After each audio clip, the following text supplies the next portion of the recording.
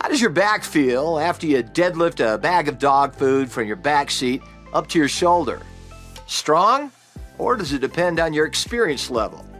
Let's say you do that action every week for years. Maybe the first lift felt fine. Maybe at the 40th lift, you felt a twinge. Maybe after 10 years, you're not able to do that motion at all because over time, you've developed back issues. For many industries, back injuries are the most commonly reported injury category. Back injuries are not just acute occurrences due to improper ergonomics or straining. Most have developed over time from a series of smaller injuries or strains that eventually reach a tipping point. Musculoskeletal or MSK injuries affect muscles, bones, tendons, or nerves. This causes pain, which is a warning sign that something's wrong. A back pain is one of the most common types of MSK injury. Hazards that contribute to back-related MSK injuries include reaching, bending, or twisting while lifting, bad body mechanics, how one lifts, pushes, pulls, or carries objects, poor design of task method or workstation setup, repetitive lifting of awkward items, equipment, or, in healthcare facilities, of patients, and poor footing, such as slippery floors or constrained posture. The key to back safety is being proactive by understanding the hazards within your industry and the ergonomic changes that can reduce your exposure to those hazards. This course will, number one, identify hazards or risks common to industries most closely associated with back strain. Number two, provide ergonomic best practice to reduce hazards. And number three, explore early signs or symptoms of back-related injuries and early reporting. As back injuries can result from accumulated traumas to the back, it's important to understand prevention and early reporting. Back injuries can lead to worker compensation claims and disability if severe.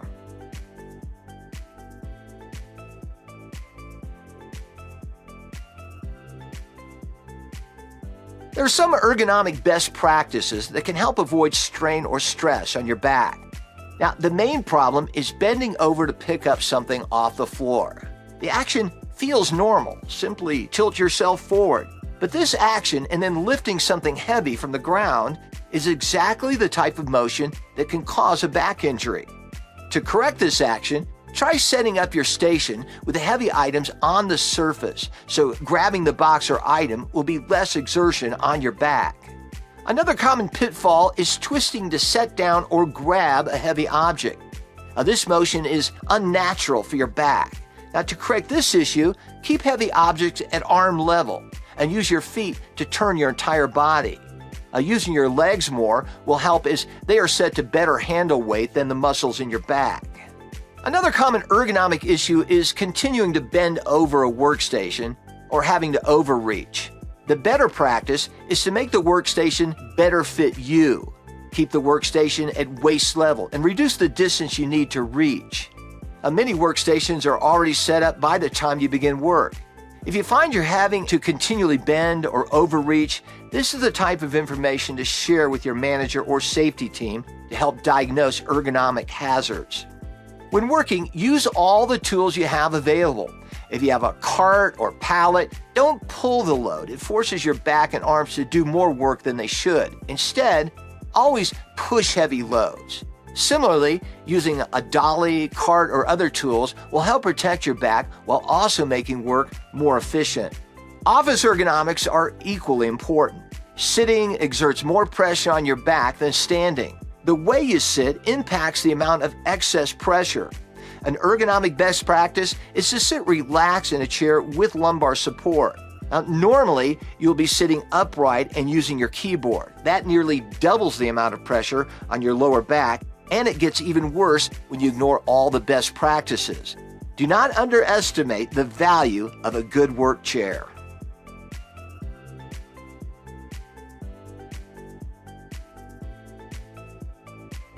Back pain commonly affects the lower portion of the spine. As outlined, MSK-related back injuries can be caused by a muscle strain, a ligament sprain, or other injuries from improper lifting, poor posture over time, a ruptured disc, or arthritis. Now, some back injuries are acute and immediate. Those should be reported to your supervisor, and medical care should be provided promptly. However, many back-related injuries or pain is due to cumulative trauma disorder.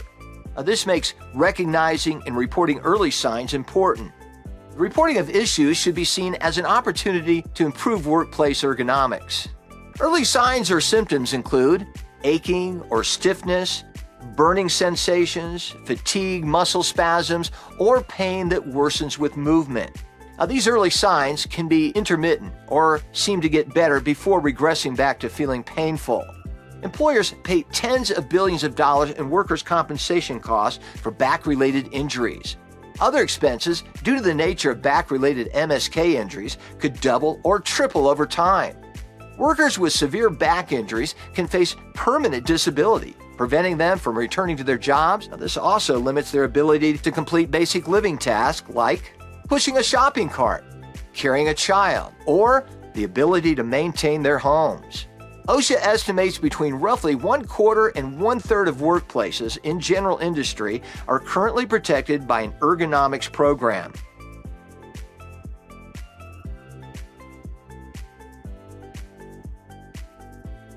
Whatever industry you find yourself in, there will always be a need for ergonomic best practices to avoid acute or accumulated MSK-related back injuries. Learning how to adapt your work environment to best suit your needs, changing bad habits, and practicing safe motions will play a vital part in avoiding stress or strain to your lower back. Back injuries are the most commonly reported incident and, depending on the severity, can cut a career short. It's important for both employees and managers to champion better work ergonomics. Now, while OSHA doesn't have specific standards around ergonomics, OSHA will cite for ergonomic hazards under the General Duty Clause.